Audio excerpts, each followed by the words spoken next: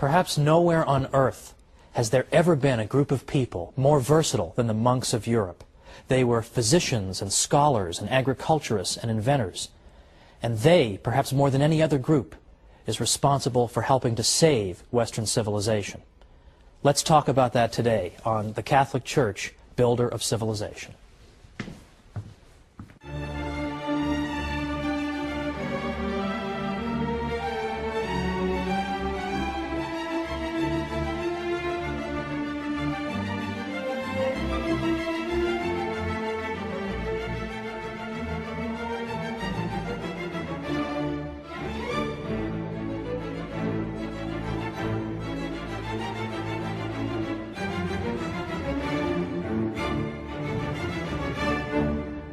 Welcome once again to the Catholic Church, Builder of Civilization.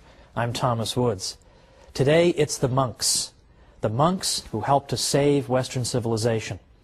Now there's a small publishing industry out there of books called How So-and-so Saved Civilization. This group saved it, and that group saved it.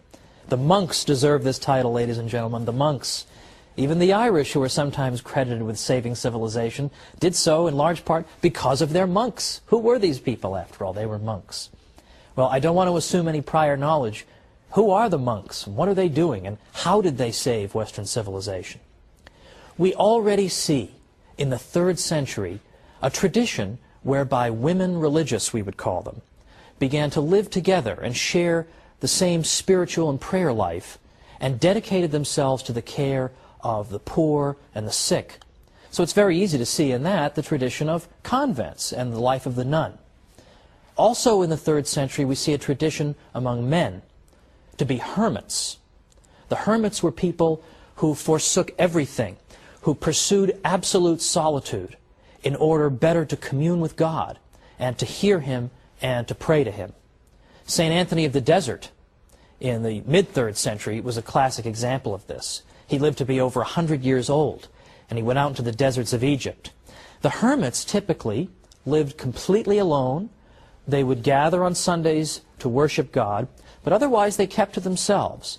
And they tended small vegetable gardens to support themselves, or they made baskets, but otherwise theirs was a life of extreme solitude. Now, in a certain sense, this is all well and good, and the Church has never altogether repudiated the tradition of hermit life. In fact, she's had a pope who was a hermit in the 1290s, Pope Celestine V. But right away, there were critics of the hermit's life, because the hermit, who lived apart from anyone who could provide him spiritual guidance, sometimes engaged in spiritual practices that were, well, rather questionable. Some of them engaged in, shall we say, penances that were exaggerated, or some of them would go out of their way to wait until food rotted before they would eat it. And this type of thing would go on, and a good many Catholics began to argue that this is not a healthy thing. This is not what God intends. This is not what Christ is calling you to.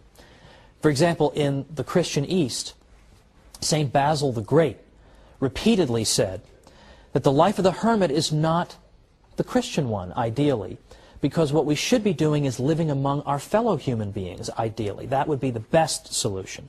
The monks should live in solitude, but in a sense a kind of communal solitude, with other monks, with other people who have in effect retreated from the world.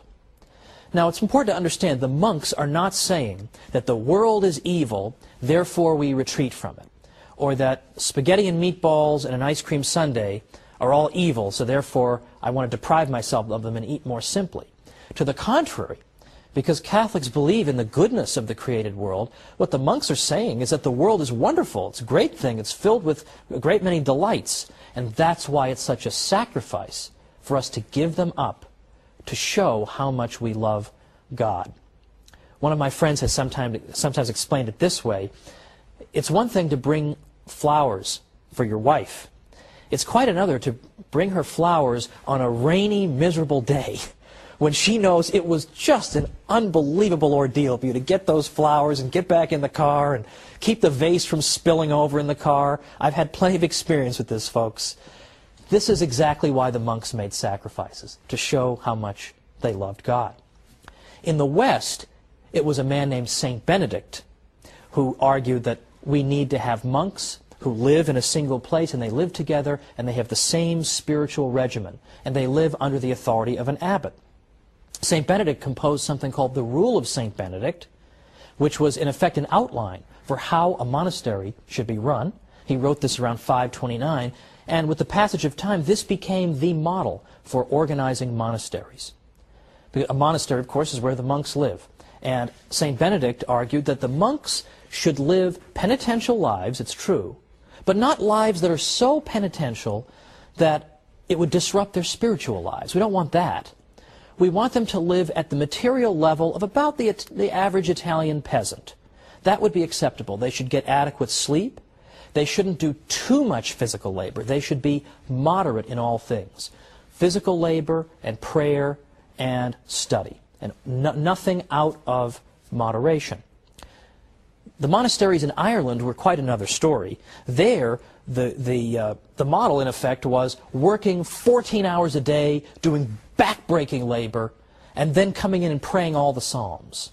And this, it seemed to St. Benedict, was just too much, that you couldn't live a healthy spiritual life if you were being that rigorous with your physical body. Now, it should be mentioned, by the way, that the Irish monasteries attracted people from all over. They couldn't house them all, so they must have been doing something right. But this was St. Benedict's model. It was flexible, and it seemed to understand human nature very well. And it turns out that St. Benedict and his monks played an essential role in saving Western civilization at a critical moment and building up important parts of it. And yet, I will never forget, in my days as a professor in New York, after telling my class all about the monks and all the things they had done, I actually had a student say to me, "That's very interesting. Are there any monks today?" Well, that's just depressing, right? That she didn't even know there were still monks today. And so of course I told her, not only are there monks, I've got 1,000,000 friends who are monks. I realize that's perhaps somewhat unusual, but I have a great many friends who are monks. And let me tell you something, living in Manhattan as I did while I was getting my doctorate, you find that just about anything can go on in Manhattan. Nobody cares. Nobody's looking at you. You can have a weird haircut. Nobody cares. You could be on fire. Nobody cares. But I had a friend of mine who was on his way to becoming a monk. He hadn't taken his vows yet, and he came and visited me in his habit. And we went out for nachos at a local place. And I'll tell you, people will look away at anything, but if you're having nachos with a monk, they cannot take their eyes off it, apparently. This is just a bizarre sight, even for Manhattan. So, unfortunately, the monks don't have the high profile they once did, but they deserve our respect. Because, after all, what did the monks accomplish? Well, for one thing, apart from just copying texts, which we all know they did that laboriously, but they also did a lot of physical labor. For example, they cleared and reclaimed all kinds of land in Western Europe. Because what often happened is that people wanted to donate land to the monks as a good work. That's wonderful. Look at what I'm doing for the monks. But people would typically give the monks really crummy land. They want to help them, but they don't want to help them that much. So the monks often found themselves having to deal with land nobody really wanted. And a lot of times it was swampland. In those days, I mean, obviously a swamp has no value. It's just a source of pestilence. The monks would dike and drain the swamp and make it into fertile land. And a great many experts on the history of agriculture in Western Europe have said, for example, we owe the agricultural restoration of a great part of Europe to the monks. Another one said, wherever they came, they converted the wilderness into a cultivated country. They pursued the breeding of cattle and agriculture, labored with their own hands, drained morasses and cleared away forests. By them, Germany was rendered a fruitful country. And finally, every Benedictine monastery was an agricultural college for the whole region in which it was located. The monks introduced crops and industries and production methods that people hadn't known before. And they weren't afraid to work with their hands at a time when manual labor was looked down upon and despised. The monks were inspired to engage in physical labor because they knew, for one thing, that when you engage in hard physical labor, this can be a great form of penance and an opportunity for the mortification of the flesh. So sure, they were thrilled to work with the swamp that nobody else wanted to do. So at a time when you were despised for doing physical labor, the monks in effect made it something honorable. At a time when agriculture was collapsing, the monks' labor helped to bring it back. The monks were involved in rearing cattle and horses, brewing beer, raising bees and fruit. And all over Europe they introduced essential aspects of local economies. For example, in Sweden, it was the corn trade that owed its existence to the monks. In Parma, cheese making. In Ireland, salmon fisheries. And in a great many places, the finest vineyards. The monks were also intensely practical in that they stored up the waters from springs in order so that they could distribute them if a drought ever struck. In Lombardy, the peasants learned irrigation from the monks. The monks have also been credited with being the first to work toward improving breeds of cattle instead of just leaving the process to chance. So there's agricultural labor from the monks at a critical time in European history. With the Roman Empire collapsed, the monks show up and do all this critical work. Beyond that, the monks pioneered in machinery and mechanization. The ancient world of Greece and Rome was not particularly heavily mechanized, but Europe of the Middle Ages changed all that. Particularly the Cistercians, which are a reform-minded group of monks from the late 11th century, they built water-powered factories at hundreds of their 742 monasteries around by the 12th century. They used water power for all kinds of purposes, for crushing wheat and fulling cloth and tanning. Far more mechanized were they than anything that had ever been seen in Europe up to that time. They were also great metallurgists. They used the slag from their furnaces as fertilizer. So they were constantly thinking of practical things they could do for the life of Europe. And they instructed Europeans as to how they themselves could do these things. They were also technologically advanced in practical things like clocks. The first clock we have any record of was built by the future Pope Sylvester II in 996, but much more sophisticated clocks were built in the 14th century. But it's not just clocks, and it's not just agriculture. It's charity and education and inventiveness. All these things we're going to look at as soon as we come back from the break. So join me after the break, and let's talk more about these monks.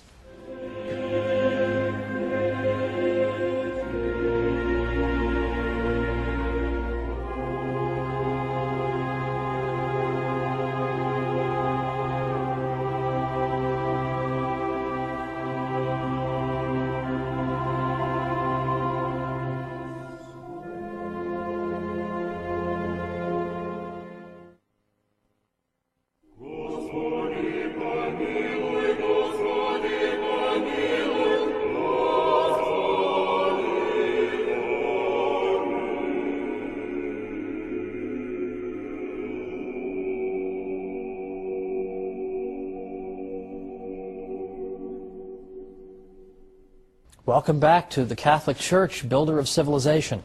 I'm Thomas Woods, and we're talking about the monks today and their unsung heroism in helping to build and even save Western civilization at critical moments.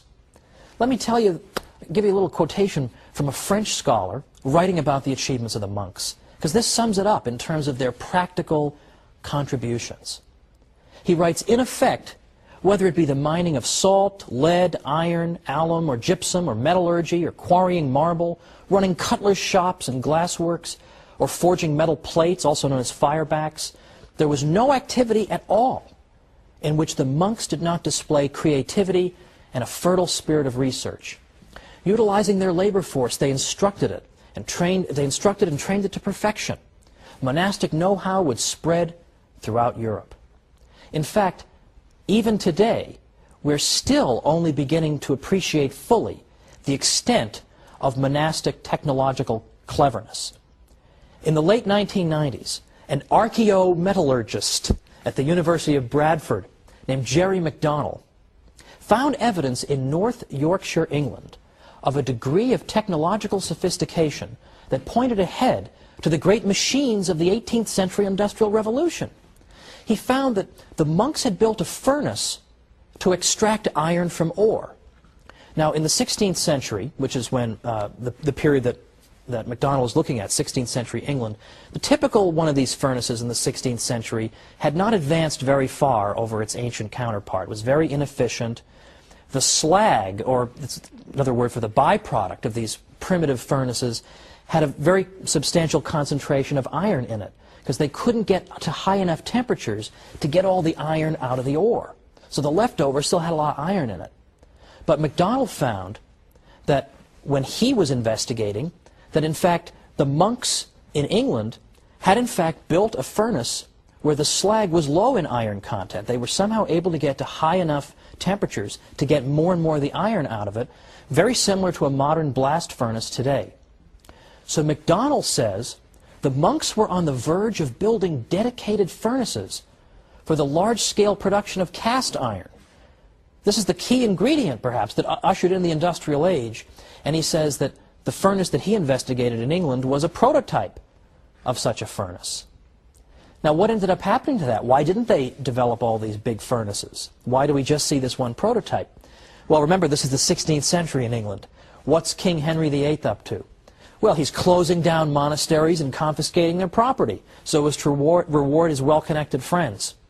And so Henry VIII helped to destroy this outstanding example of creativity on the part of the monks. Thank you very much, Henry VIII. We'll have time to talk about you in a future episode.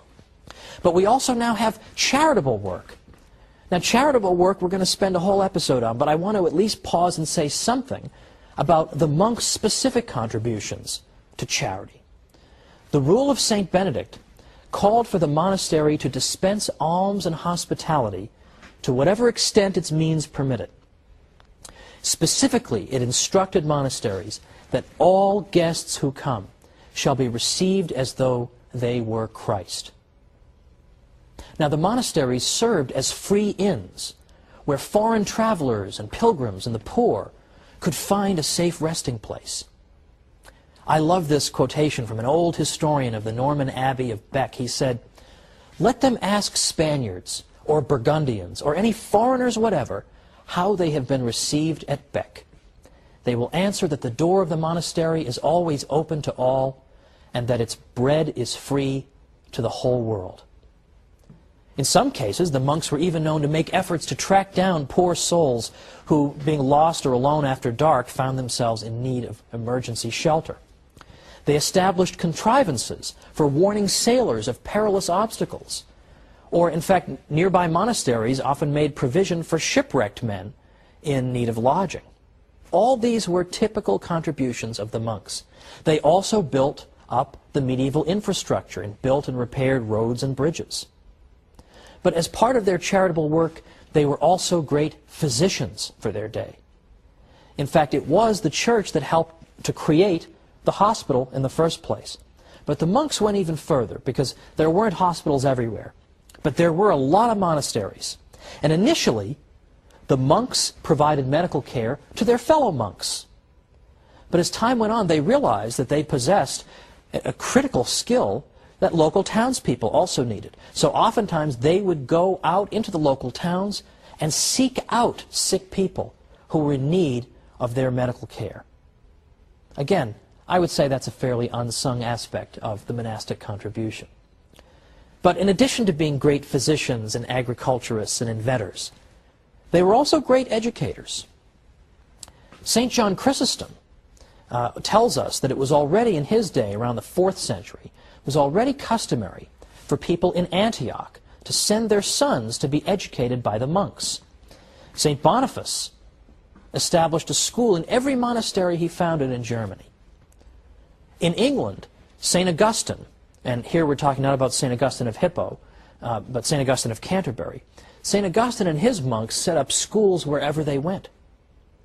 St. Patrick is given credit for encouraging Irish scholarship. And of course, the Irish monasteries developed into very important centers of learning, and they dispensed instruction to monks and laymen alike. Now, sometimes it's been said that the monks did engage in some education, but they were really only educating their fellow monks. Well, that's, as we've seen, not entirely true. There are plenty of cases we have on record of the monks. There are plenty of cases we have on record of the monks providing education to people in the local area. But let us say that that accusation is true. Let's even grant it for the sake of argument. Let's say that the monastery's contribution had simply been to teach other monks how to read and write. That's all it was. Well, even if that had been their only contribution, that would have been no small accomplishment. Because consider what happened in the Greek Dark Ages. Now, people have typically forgotten about this, but it's very important. From about 1100 to 800 BC, we had something called the Greek Dark Ages. And what happened here was that the Mycenaean Greeks had some kind of terrible disaster befall them. The nature of that disaster is still debated. But something terrible happened to these people. And when the smoke had cleared, for the next 300 years, we find that, in effect, the ancient Greeks, the Mycenaean Greeks, had lost literacy. They had lost the ability to read and write. Now you wonder, how could you lose the ability to read and write? How could you forget that? Well, partly it happened because people were scattered following whatever disaster it was that befell them. And they had to think solely of their own survival. And learning how to read and write was not exactly critical when you just needed food and sustenance. Secondly, it's been speculated that maybe whatever disaster struck the Mycenaean Greeks struck in particular the educated classes, so that those who would have remembered literacy were in fact wiped out. Well, whatever the explanation, the fact is they lost literacy at a time of general civilizational collapse. Well, let's remember that the monks were functioning and carrying out all these wonderful tasks I've described at a time in Western European history that was very similar. There was general collapse. There was political disorder. There was an abandonment of education by and large. There was an abandonment of urban life. That was the environment in which the monks functioned. And so, even if all they had done was to keep literacy alive, well, that's very important, because that means they prevented a repeat of the Greek Dark Ages, when literacy was lost. Thanks to the monasteries, literacy was not lost, but Western Europe managed to hang on to it. That's no small contribution, is it? In fact, the contributions of the monks have been so great that even scholars who are inclined to be unsympathetic to them have conceded it. And I've always tried to go out of my way, when I've written about Catholic history, to cite not only non-Catholics, but anti-Catholics when possible, so that people won't come back and say that I'm just picking and choosing among my sources. When people who don't even like the Catholic Church are saying, okay, the monks did a lot, that says something. So, for example, one unsympathetic scholar said, the monks not only established the schools, and were the schoolmasters in them, but also laid the foundations for the universities. They were the thinkers and philosophers of the day, and shaped the political and religious thought. To them, both collectively and individually, was due the continuity of thought and civilization of the ancient world with the later Middle Ages and with the modern period. That's no small compliment.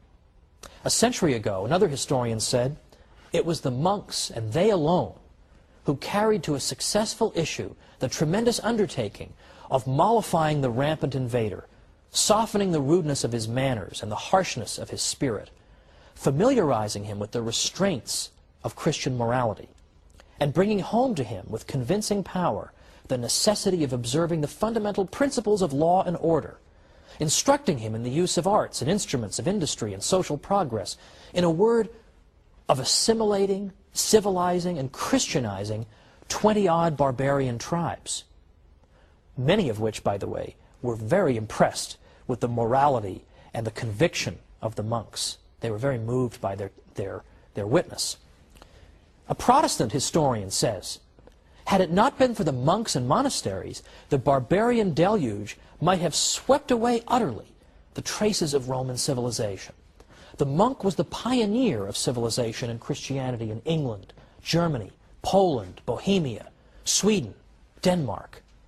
With the incessant din of arms around him, it was the monk in his cloister, for instance on Mount Athos, who by preserving and transcribing ancient manuscripts, both Christian and pagan, as well as by recording his observations of contemporaneous events, was handing down the torch of knowledge unquenched to future generations, and hoarding up stores of erudition for the researches of a more enlightened age. The first musicians, painters, farmers, statesmen in Europe, after the downfall of imperial Rome, under the onslaught of the barbarians, were monks. Now these are critics of the monks. You can only imagine what their friends have to say. These are their critics. Here is the monastic contribution. And you'll notice that in this brief overview, I've not even mentioned, or at least hardly so, the contributions they made to the literature of the Western world by preserving ancient classics and indeed the Bible itself through laborious copying. Because that is the one thing that's conceded to us. The monks did this. But what I wanted to show you is they did so much else in so many areas, one can hardly even believe it. Now today we touched briefly on the subject of charity, because we saw the monks as great dispensers of charity. Guests are to be treated as if they were Christ himself. Well, that is a small part of the story of Catholic charity, which will occupy us next time.